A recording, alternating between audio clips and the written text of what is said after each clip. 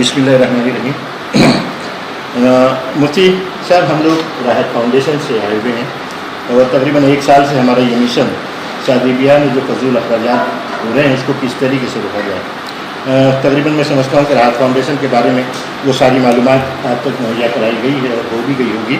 मैं मुफ्ती साहब का छोटा सी तारुफ ये कराऊँ कि मुफ्ती अशफाक काजी साहब जो मुंबई की जामा मस्जिद से मुंसलिक हैं, मुफ्ती साहब ने किंग सऊद यूनिवर्सिटी से मास्टर किया है। अल्हम्दुलिल्लाह उर्दू, फ़ारसी, अंग्रेज़ी, मराठी, अरबी तमाम ज़बानों पर उरूर हासिल है। हैदराबाद से इफ्ता किया। इल्म का वो ख़जाना है जो आज इस जामा मस्जिद की बागडोर चलाने के लिए अपना एक कांधा लगाए हुए हैं। मुफ्ती साहब, ये देखिए समाज की जो ज़रूरतें हैं, इंसानी समाज जब अपने आप को कहीं दुनियावी रस्म व रिवाज में खो दे तो कहीं ना कहीं उस पढ़े लिखे समाज को आगे आना पड़ता है, जहाँ पर वो रोके और बताए कि नहीं, तुम्हारी जिम्मेदारियाँ ये है। तो जहेज़ के ताल्लुक़ से जो आज हमारे समाज में जो फैली हुई बुराई है उसको हम किस तरीके से रोक सकते हैं, उस पर आपकी नज़रियात चाहते हैं। बिस्मिल्लाह वल्हम्दुलिल्लाह वस्सलातु वस्सलामु अला रसूलिल्लाह। आपका सवाल जहेज़ की इस बुराई को किस तरीके से रोक सकते हैं। हमारे लिए सारे कामों का एक नमूना जो है, लक़द कान लकुम फ़ी रसूलिल्लाहि उस्वतुन हसना, बेहतरीन नमूना रसूलुल्लाह सल्लल्लाहु अलैहि वसल्लम की ज़िंदगी में है। और अजीब बात आपको बताऊं कि दुनिया जितनी तरक्की कर जाए, टेक्नोलॉजी जितनी आगे पहुंच जाए, जब भी वहाँ वो स्टक हो, परेशान हो, तो उसके हल के लिए हमको दौरे नबी में नमूना मिलता है। बेशक समाज की बुराइयाँ जो आज हमारे बाज़ इलाक़ों में हैं, जैसे जहेज़ का आपने कहा, तो एक वजाहत कर दूँ कि हमारा इलाका कोकन का है। डॉक्टर सिराजुद्दीन साहब भी कोकन से ही हैं और बम्बई जामा मस्जिद जो है वो कोकनी जमातुल मुस्लिमीन का एक इदारा है। पूरे कोकन में अल्हम्दुलिल्लाह ये निज़ाम आम तौर पर नहीं है। यहाँ अरब आए थे और अरबों का बहुत सारा शजरा भी मिलता है, लेकिन दूसरे इलाक़ों में ये असर पड़ा है और असर पड़ता है इलाक़ाई वजूहात से, यानी दूसरी कौमें, दूसरी तंजीमें, दूसरे इलाके के लोग जो होते हैं तो उनके साथ राब्ते और ज़ाब्तों के तरह से वो असर पड़ता है।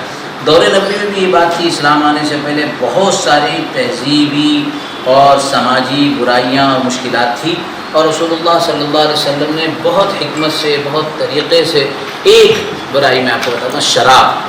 अरब जो है शराब के इतने दिल दादा थे तो कुरान ने बिल्कुल यकबारगी शराब को हराम नहीं कहा। पहले कहा ला तक़रबुस्सलाह व अंतुम सुकार, नमाज के हालत में शराब पीकर मत आओ। एक साहब पीकर आए थे और वो सूरत के आगे पीछे पढ़ ली तो हम तो तसव्वुर भी नहीं कर सकते। फिर उसके बाद आहिस्ता आहिस्ता उसके अहकामात हुए। आखिर में जब शराब की हुर्मत का फ़ैसला हुआ तो ये हालत थी कि मदीने के अंदर शराब की नहरें बह गई, लोगों के पास 100 साल पुरानी कीमती तरीन शराब थी, उसको भी ज़ाय कर दिया गया। तो ये जहेज़ की लानत और जहेज़ की जो मसाइल दूसरी कौमों से और उसके साथ साथ जो लोग इसके आदी हो गए हैं, मोहब्बत के साथ, हिकमत के साथ, दूसरे तरीके, दोनों तरीके होने चाहिए। सख्तियाँ भी होनी चाहिए, जो लोग उस तरह के वो उनके साथ करें, और जो लोग मौइज़त के साथ एग्ज़ाम्पल पेश किया जाए। ऐसे नमूने, जैसे जहेज़ वालों की जो शादी होती है तो उनके सोने, उनके पैसे बड़े फ़ोटो में आते हैं, तो जो हमारी और आपकी बच्चियों की शादी हो जाए बिल्कुल आसानी के साथ। मैं आपको बताऊँ कि दारुल उलूम देवबंद में एक निकाह हुआ, एक उस्ताद थे वहाँ के, उनके बच्चे की फ़िक्र थी तो हज़रत मौलाना हुसैन अहमद मंदी रहमतुल्लाह अलैह के पास आए और कहा कि मुझे अपने जो है अपनी बेटी के लिए रिश्ता चाहिए। वो उस्ताद का नाम तो मेरे जहन में से अभी के भी जहन में है लेकिन अभी नहीं आ रहा। तो उन्होंने कहा कि ये शागिर्द है, और वो मौलाना अहमद लाहौरी उनका नाम था, मौलाना अहमद लाहौरी। तो उनके पास तो कुछ भी नहीं था, सिर्फ एक जिस्म पर एक जोड़ा कपड़ा था, एक जोड़ा कपड़ा। तो कहा कि बच्चा बहुत अच्छा है और इसकी सारी सिफात। तो जो लड़की के वालिद थे उन्होंने उस एक ही निगाह में देख लिया उस बच्चे के अंदरून को, पैसा नहीं, अंदरून को देखा। कहा कि मैं तैयार हूँ और मैं कल ही इसका निकाह कराऊँ। तो ताज्जुब हुआ, अगर कल कैसे निकाह होगा। लेकिन हज़रत ने, उनके उस्ताद थे, उन्होंने उसको बुलाया, निकाह के लिए तैयार हो? मेरे पास कुछ भी नहीं है। कहा तुम निकाह कराया जाए तो आप कर लोगे? नौजवान है, निकाह के लिए तैयार हो गए।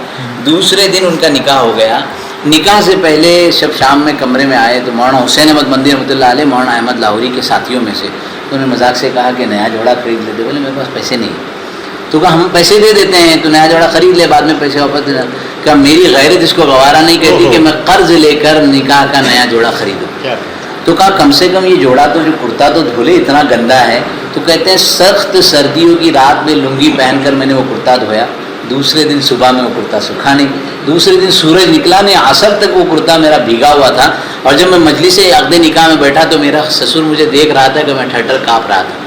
تو ان کا ایک جملہ ہے کہ میرے سسر نے تو مجھے اس وقت پہچانا جب میں صرف احمد تھا، آج دنیا مجھے احمد لاہوری کے نام سے جانتے ہیں. ایک جملہ اس میں کہنا چاہتا ہوں کہ 2 مہینے کے بعد بچی گھر گئی. وہ کروڑ پتی گھر کی بچی تھی. جب گھر گئی تو ماں نے پوچھا کہ بیٹا کیا حال ہے؟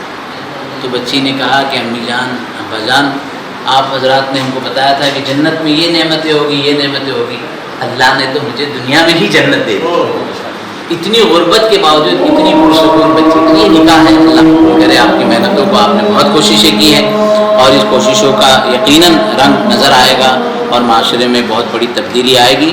اللہ تبارک و تعالی آپ کی ان کاوشوں کو اور کوششوں کو قبول فرمائے. انشاءاللہ ہم سے جو بھی تعاون کی ضرورت ہوگی ہم اس کے لیے